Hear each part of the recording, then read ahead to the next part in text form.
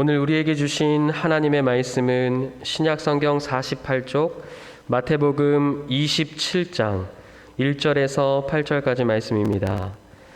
신약성경 48쪽에 있는 마태복음 27장 1절에서 8절입니다. 이제 하나님의 말씀을 봉독합니다. 하나님의 말씀을 경청하시기 바랍니다. 새벽에 모든 대제사장들과 백성의 장로들이 예수를 죽이려고 함께 의논하고 결박하여 끌고 가서 총독 빌라도에게 넘겨주니라. 그때에 예수를 판 유다가 그의 정죄됨을 보고 스스로 뉘우쳐 그 은 30을 대제사장들과 장로들에게 도로 갖다 주며 이르되 내가 무죄한 피를 팔고 죄를 범하였도다 하니 그들이 이르되 그것이 우리에게 무슨 상관이냐 내가 당하라 하거늘 유다가 은을 성소에 던져놓고 물러가서 스스로 목매어 죽은지라. 대제사장들이 그 은을 거두며 이르되 이것은 핏값이라 성전고에 넣어둠이 옳지 않다 하고 의논한 후 이것으로 토기장이의 밭을 사서 나그네의 묘지를 삼았으니 그러므로 오늘날까지 그 밭을 피밭이라 일컫느니라. 아멘. 겟세마네 동산에서 체포당하신 예수님은 대제사장의 관저에 끌려와서 하나님을 모독했다는 죄명으로 사형 판결을 받습니다.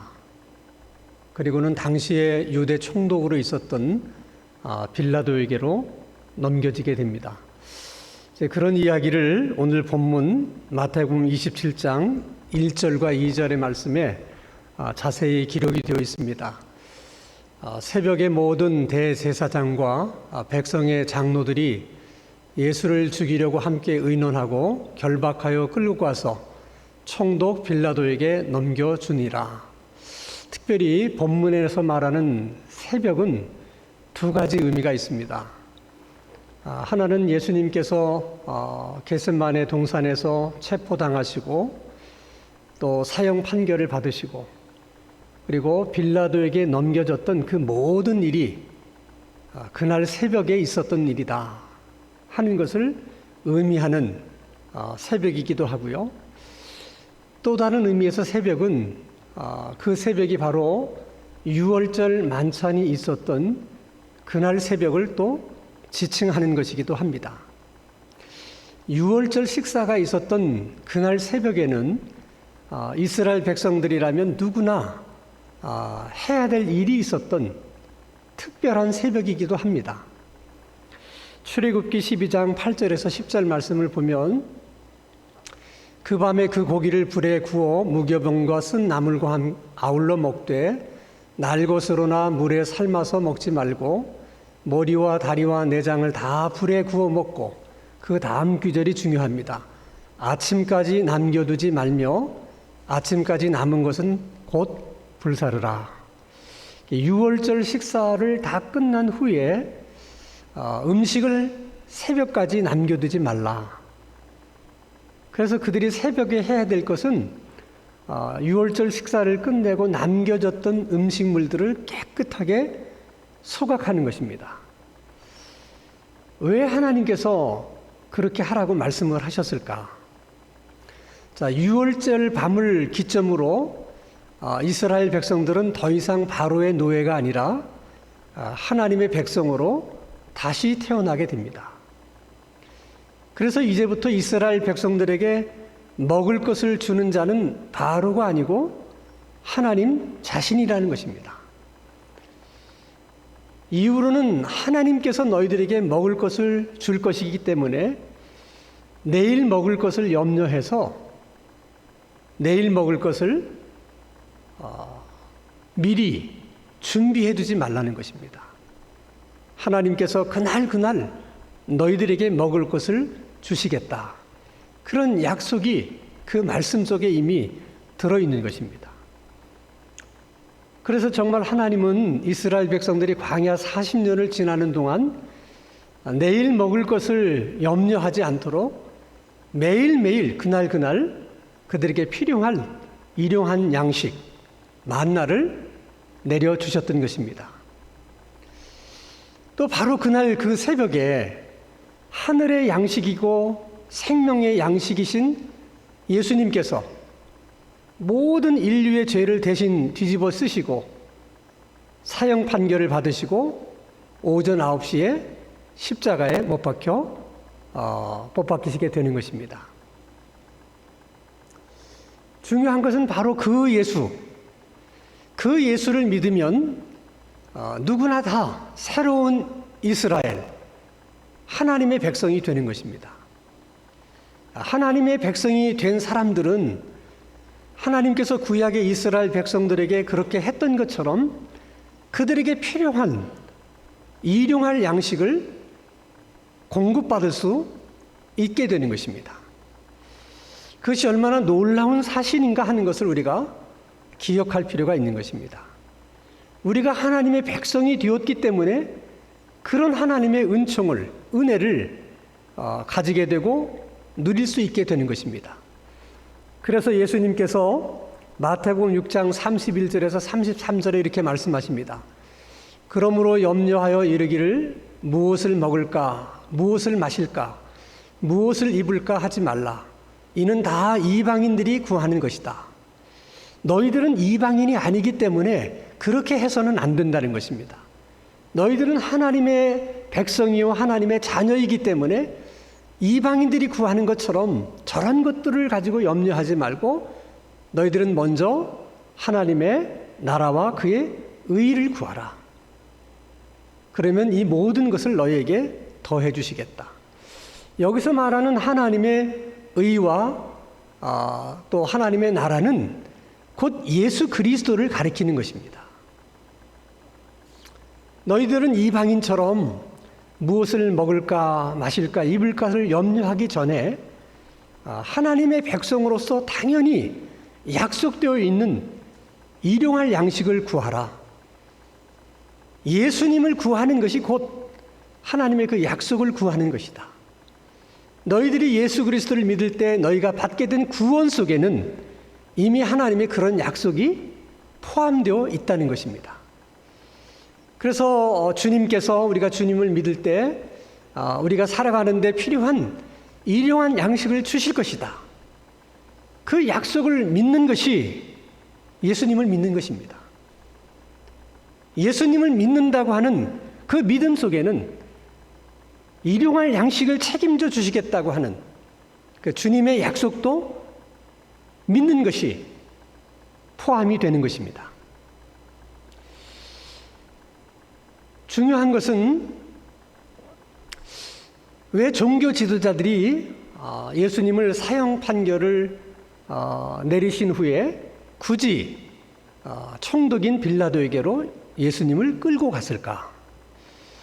물론 당시는 이스라엘이 로마의 통치를 받고 있었기 때문에 누구를 사형을 시킬 수 있는 사법권이 이스라엘에게는 없었습니다. 그렇지만 예외가 있었어요. 워낙 이스라엘이 종교적인 나라였기 때문에 종교적인 문제로 인해서 생기는 그런 어떤 일들은 로마도 웬만한 것은 그냥 묵인을 해줬습니다. 예를 들면 신성모독죄로 사형 판결을 받은 경우에도 그 사람이 정치적으로 무슨 연관이 되어 있다든지 또 정치적으로 어떤 문제가 있는 사람이 아니라면 그냥 유대인들이 그냥 그를 처형할 수 있도록 알면서도 묵인을 해준 것입니다. 그래서 신성모독죄를 범한 사람은 양손을 뒤로 묶고 높은 절벽 위로 끌고 가서 앞을 바라보게 한 후에 2명의 증인이 많은 사람 앞에서 외칩니다. 나는 저 사람이 하나님을 모독하는 말을 들었습니다. 그때 또 한 증인이 저도 들었습니다. 그러면 그 사람의 허리를 밀어서 절벽 아래로 떨어뜨려서 죽게 하는 것입니다. 중요한 것은 만약 그의 무죄가 밝혀지게 되면 신성모독죄를 범했다고 하는 죄명으로 사형을 시키기는 했는데 며칠이나 또 몇 달이 지난 후에 그것이 사실이 아니라고 하는 것이 밝혀지게 되면 두 증인이 그 책임을 지고 신성모독죄로 죽은 자처럼 똑같이 죽임을 당해야 되는 것입니다. 지금 종교 지도자들은 예수님께 사형 판결을 내리고 그를 죽이려고 하는데 마음에 걸리는 것은 만약 예수님이 무죄라고 판결이 되면 그 죄값을 자기들이 다 뒤집어 써야 되는 것입니다. 그 책임이 두려웠기 때문에 그것을 빌라도에게 떠넘기는 꼼수를 쓴 것입니다. 이런 것을 보면 그들이 분명 예수님에게 하나님을 모독했다는 죄명으로 사형 판결을 내렸지만은 자기들이 내린 판결에 대해서 자신들 스스로도 확신을 한다든지 자신감을 갖지를 못했다고 하는 반증일 수도 있는 것입니다. 그리고 일련의 이런 과정 속에 놀랍게도 가룟 유다가 자신의 잘못을 뉘우치는 장면이 성경에 기록되어 있습니다. 마태복음 27장 3절에서 4절 말씀을 보면 그때에, 이 그때라고 하는 것은 예수님께서 사형 판결을 받으시고 총독 빌라도에게로 넘겨지는 그 전 과정을 말하는 것입니다. 그 전 과정이 있었던 그때 예수를 판 유다가 그의 정죄됨을 보고 스스로 뉘우쳐 그 은 30을 대제사장들과 장로들에게 도로 갖다 주며 이르되 내가 무죄한 피를 팔고 죄를 범하였도다. 다시 말하면 내가 죄 없는 사람을 너희들에게 넘겨주어 그 사람을 죽게 했다. 내가 잘못했다. 그리고 은 30을 돌려주면서 다시 말하면 물려달라는 것입니다. 없던 일로 해달라는 것입니다. 물론 종교 지도자들은 그것을 거절했습니다. 자, 중요한 것은 예수님께서 사형 판결을 받으시고 빌라도에게 넘겨지는 그 모든 광경을 지켜보면서 가룟 유다가 내가 잘못했구나 하는 것을 스스로 뉘우쳤다는 것입니다. 자, 그러면 가룟 유다가 예수님을 은 30에 팔 때부터 예수님이 그렇게 될 것이라고 하는 것을 가룟 유다는 전혀 예상하지를 못했던 것인가? 그런 것을 전혀 예상하지 않은 채 예수님을 은 30에 판 것인가 하는 것입니다. 그렇다면 도대체 가룟 유다는 어떤 기대를 가지고 예수님을 은 30에 판 것일까? 세례 요한처럼 감옥에 갇히는 것을 기대해서 은 30에 판 것일까? 아니면 그저 종교 지도자들에게 채찍으로 몇 대 얻어맞고 석방되는 것을 기대하고 예수님을 판 것일까? 만약 그런 기대 때문에 한 것이라면 예수님이 옥에 갇혔다. 또 채찍으로 몇 대 얻어맞고 석방이 됐다. 그것이 가룟 유다 자신에게 어떤 유익이 있고 무슨 도움이 되는 것입니까? 그래서 우리는 정말 왜 가룟 유다가 예수님을 은 30에 판 것인지를 다시 한번 생각해 볼 필요를 느끼게 되는 것입니다. 도대체 왜 예수님을 은 30에 판 것일까? 몇 가지를 생각할 수 있는데 하나는 예수님에 대한 분노 때문이라고 하는 생각입니다. 가룟 유다가 예수님의 제자가 될 때는 예수님에 대한 어떤 기대가 있었을 거라는 것이죠. 근데 3년 동안 같이 지내다 보니까 그 기대가 점점 실망으로 바뀌는 것입니다. 그 실망이 예수님에 대한 분노로 또 변질이 되기 시작하는 것이죠. 특별히 예수님에 대한 분노가 생기게 된 결정적인 계기가 한 건이 있었습니다. 그것은 예수님께서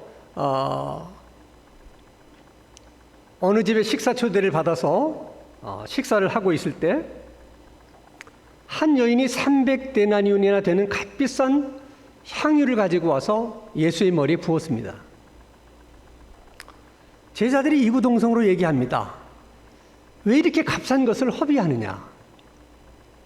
이것을 팔아서 가난한 사람에게 주었더라면 얼마나 좋은 일이 되었을 텐데 왜 이렇게 너는 어리석게 이 향유를 허비하느냐?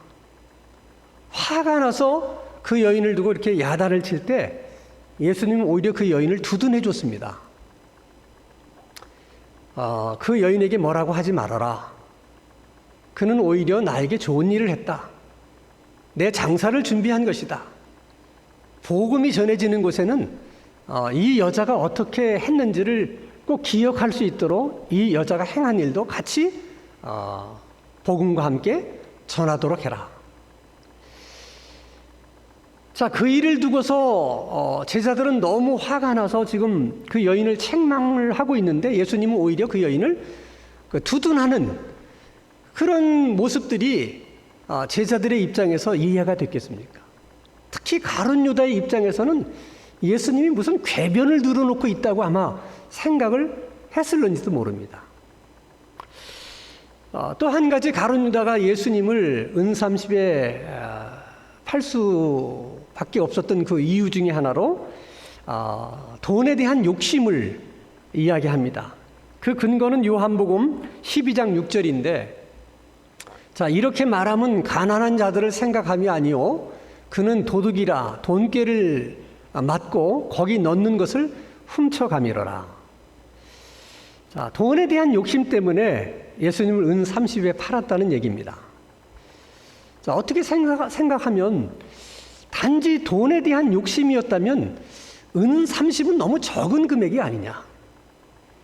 돈에 대한 욕심이라면 은 30이 아니라 은 300 정도는 불러야 되는 거 아니냐.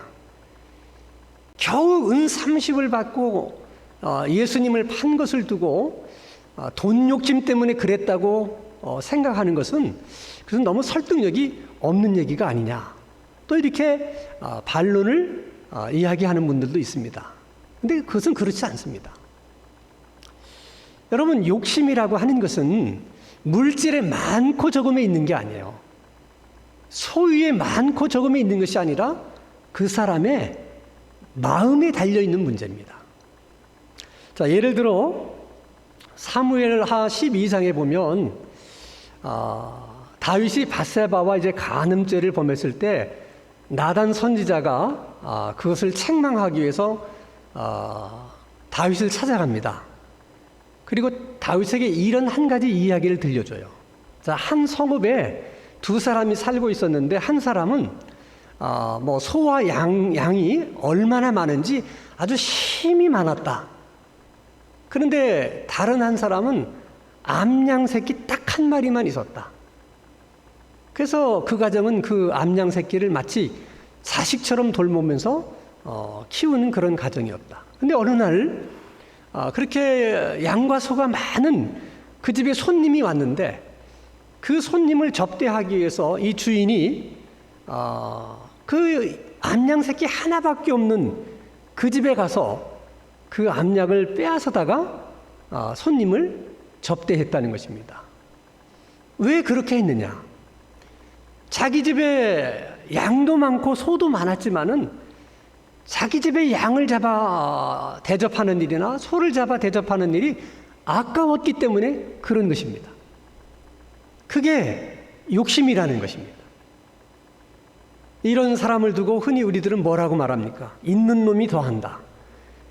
그게 바로 욕심을 얘기하는 것입니다. 또 한 가지 이유로 드는 것은 사탄이 마귀가 가룟 유다의 생각 속에 예수님을 팔 생각을 넣었다 하는 얘기입니다. 그 근거는 요한복음 13장 2절입니다. 마귀가 벌써 시몬의 아들 가룟 유다의 마음에 예수를 팔려는 생각을 넣었더라. 이 말씀이 가장 정확한 것 같아요. 마귀가 사람의 생각 속에 들어오게 되면 안 하던 생각, 나쁜 생각도 하게 만들고 또 그 사람이 가지고 있던 의심이나 또 욕심이나 분노를 크게 증폭을 시킵니다.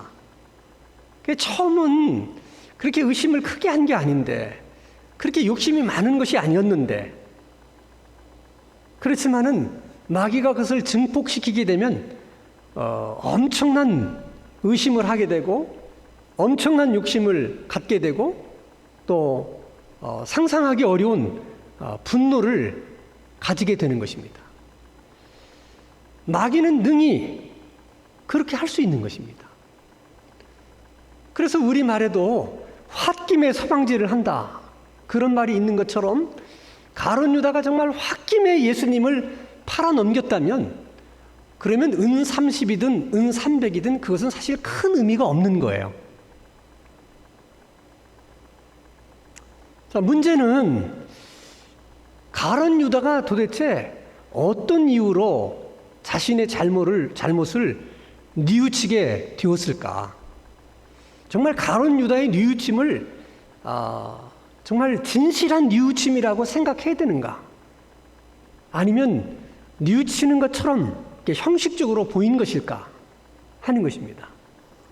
다시 한번 여러분 마태복음 27장 3절 4절을 봅니다. 자, 뒷부분에 보면 내가 무죄한 피를 팔고 죄를 범하였도다. 자기가 무엇을 잘못했는지를 솔직하게 자백하고 있습니다. 그리고 예수님을 은 30에 팔았는데 그 은 30을 다시 돌려주면서 물리고 싶다. 내가 생각해 보니까 내가 잘못했다. 다시 원상태로 돌려놓고 싶다. 이렇게 말한 것으로 보면 가룟 유다의 뉘우침은 진실한 뉘우침이라고 우리가 생각할 수가 있을 것입니다. 자, 그렇다면 가룟 유다의 이 뉘우침을 우리가 회개라고 볼 수 있겠느냐 하는 것입니다. 그건 또 문제가 다릅니다. 사람이 자신이 잘못한 것에 대해서 후회할 수도 있고 회개할 수도 있는데 후회가 되었든 회개가 되었든 그 과정은 뉘우침의 과정을 똑같이 통과하게 됩니다. 후회도 뉘우침이 있어야 후회를 하게 되는 것이고 회개도 뉘우침이 있어야 회개를 하게 됩니다. 근데 그 뉘우침의 끝이 어디냐? 또 그 뉘우침이 누구에 대해서 뉘우침이냐? 그 뉘우침을 하나님에게 대해서 뉘우친 마음을 가지면 그건 회개가 돼요. 하나님 앞에서 내가 잘못했다. 이런 뉘우침을 갖게 되면 결국 하나님께로 돌아가게 됩니다. 그러나 그 뉘우침이 자기에게로 향하면 그냥 내가 잘못한 것이다 하면 그것은 후회로 끝나게 됩니다. 그것을 우리가 가룟 유다의 또 다른 모습에서 발견하게 되는데 마태복음 27장 5절 말씀을 보면 유다가 은을 성소에 던져놓고 물러가서 스스로 목매어 죽은지라. 스스로 목숨을 끊은 것이 그의 뉘우침이 회개가 아니라 후회였다고 하는 것을 반증하는 것입니다. 근데 이 부분에 대해서도 우리가 궁금한 것은 그 은 30을 왜 성전 안에 던져 넣었을까? 물론 은 30을 종교 지도자들에게 돌려주려고 했을 때 그들이 받지를 않았습니다. 네가 먼저 예수를 팔겠다고 제안한 일인데 왜 이제 와서 우리에게 같이 책임을 지자고 그러느냐? 우리는 상관없는 일이다. 일이 어떻게 되든 그 책임은 너에게 있는 것이다. 하고 은 30을 받지를 않으니까 성전에다가 던져 넣습니다. 왜 하필이면 성전에다 던져 넣었을까? 예수님 당시에는 성전 안에 오늘날의 금고와 같은 특별한 장소가 있었어요. 왜냐하면 이스라엘 백성들이라면 12세 된 남자들은 1년에 한 번 성전세로 반세겔을 내야 됩니다. 그러면 전 국민 중에 12세 이상 된 남자들이 반세겔씩을 내게 되면 그 돈이 얼마나 많겠어요. 그 돈을 어딘가가 보관해 둘 장소가 필요한 것이죠. 성전 안에 그런 것이 있었다는 겁니다. 그래서 그걸 보관해 두고 뭐다 쓰느냐? 그건 성전 운영하는 데 씁니다.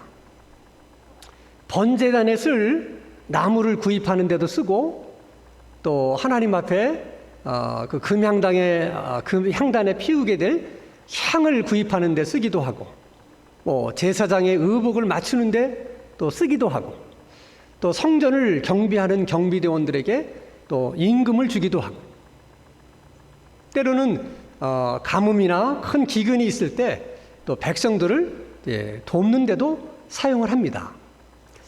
중요한 것은 가룟 유다가 그 은30을 성전에 던져 넣었다고 하는 것은 아마도 예수를 넘겨줄 때 그 은30이 어디서 나온 돈이냐, 그 출처가 어디냐. 그럴 때 종교 지도자들이 십시일반 자기 주머니를 털어서 은30을 만들어 준 거 아닌 것 같아요. 아마도 그것은 성전 금고에서 빼냈던 돈인 것 같습니다. 그것을 가룟 유다가 알았기 때문에 다시 그 성전 금고 안에 그 돈을 원위치 시킨다고 하는 그런 마음으로 아마도 성전 안에 돈을 던져놓은 것이 아닌가, 또 이런 생각을 해보게 되는 것입니다. 또 한 가지 의미가 있다면 그 당시 성전 금고가 가지는 독특한 기능이 한 가지가 또 있었습니다. 그것은 어떤 사람이 예를 들어 빚을 져서 자기의 집이나 땅, 부동산이 넘어가는 경우가 있습니다. 자, 내가 1억을 빚졌는데 그 1억 빚을 갚지 못해서 내 집이나 땅이 채권자로 넘어가게 됐다. 그러면 1년 동안 내가 열심히 일을 해서 1억을 벌어서 그 원금을 갚게 되면 다시 그 집과 땅을 되돌려 받을 수가 있습니다. 근데 간혹 심성이 곱지 않은 채권자가 그러고 싶지 않아서 1년 내내 채무자를 피해 도망 다닌다든지 또 잠적해버리는 경우가 있습니다. 그러면 1년 기간 동안에 그 빚을 갚지 못하면 그 땅과 집은 채권자가 소유하게 되는 것입니다. 그래서 이런 경우들이 가끔씩 있었기 때문에 특별한 조치로 그들을 보호해 줄 그런 의미로 그 1억이라는 돈을 성전 금고에다가 예치를 해둡니다. 그리고는 집과 땅을 돌려받은 것이죠. 그럼 잠적해 있던 채권자가 나타나면 성전 금고에 예치된 1억 원을 그냥 찾아가면 되는 것입니다.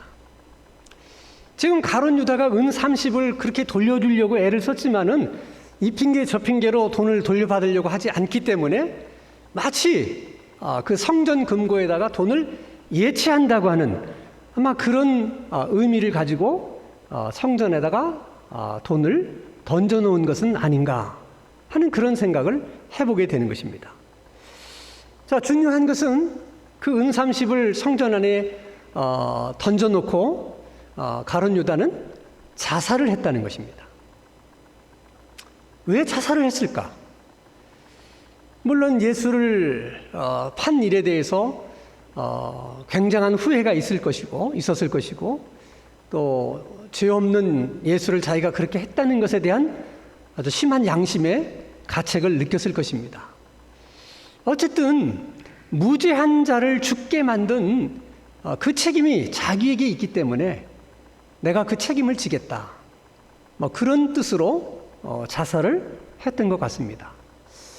그래서 언뜻 생각하면 그래도 책임감이 있는 행동이라고 여겨질 수 있지만은 사실 그것도 인간의 의입니다. 생명이라고 하는 것은 하나님이 주신 것이기 때문에 내 것이 아닙니다. 그래서 내 생명을 내 마음대로 한다는 것은 생명을 주신 하나님의 주권을 침해하는 행위이기 때문에 이건 또 다른 범죄가 되는 것입니다. 자, 우리나라의 경우에도 OECD 국가 중에서는 자살을 많이 하는 나라 중에 하나입니다. 자살을 하게 되는 유형도 여러 가지가 있어요. 어떤 잘못한 일에 대해서 내가 다 안고 간다, 그런 어떤 책임의식으로 자살하는 분도 있고, 또 너무나 억울해서 그 억울한 마음을 표현할 길이 없어서 스스로 목숨을 끊는 것으로 자신의 억울함을 입증해내려고 하는 그런 자살도 있습니다. 아니면 우울증과 같은 그런 질병을 심히 앓게 되면 산다는 것이, 살아있다는 것이 너무나 고통스럽기 때문에 그 고통을 견디다 못해서 자살하는 경우도 있습니다. 유형은 여러 가지 유형이 있어요. 그러나 어떤 자살이든 우리가 성경의 관점에서 보면 자살은 미화시킬 수 있는 것이 아니에요. 그렇지만 또 한편 그 자살을 비난해서도 안 됩니다. 왜냐하면 자살하는 사람들은 왜 자살을 하는지 그 깊은 뜻을 다른 사람들은 모릅니다. 인간이 알 수 없는 영역이 있어요. 인간이 판단할 수 없는 영역이 있습니다. 그것은 하나님께 맡겨야 됩니다. 하나님이 판단하시도록.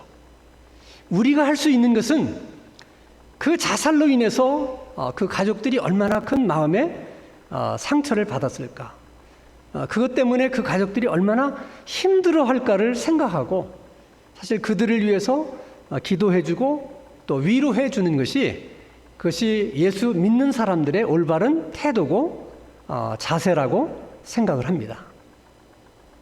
성경은 마귀가 가룟 유다의 생각 속에 예수를 팔 생각을 넣었다, 이렇게 말씀을 하는 걸 보면 그 마귀가 동일하게 가룟 유다의 생각 속에 자살할 생각을 집어넣어 주었다, 이렇게도 충분히 생각할 수 있는 것입니다. 가룟 유다가 은 30에 예수를 팔아 넘겼습니다. 그 예수님이 결국 하나님을 모독했다는 죄명으로 사형 판결을 받고 빌라도에 넘겨져서 결국은 십자가에서 죽게 되십니다. 마귀의 입장에서 보면 가룟 유다에 대한 이용 가치는 다 끝난 겁니다. 그때부터 마귀는 아마도 가룟 유다를 참소하기 시작했을 거예요. 마귀는 자기를 도왔다고 해서 그 사람에게 은혜를 베푸거나 혜택을 주는 존재가 아니에요. 그러면 마귀가 아닙니다. 실컷 이용해 먹고 그를 버리는 것입니다. 그러면 가룟 유다에게 어떻게 참소를 했겠습니까? 어떻게 제자가 스승을 팔아먹을 수 있냐? 스승을 팔아먹는 제자가 인간이라고 그럴 수 있냐? 너는 인간도 아니다. 아마 세상 사람들이 너를 만나면 너는 인간 취급도 하지 않을 것이다. 어떻게 스승을 은 30에 팔아넘기는 그런 파렴치한 놈이 인간이라고 살아갈 수 있겠느냐? 이렇게 계속해서 마귀가 공격을 하면 아마 웬만한 사람은 견디기가 어려울 것입니다.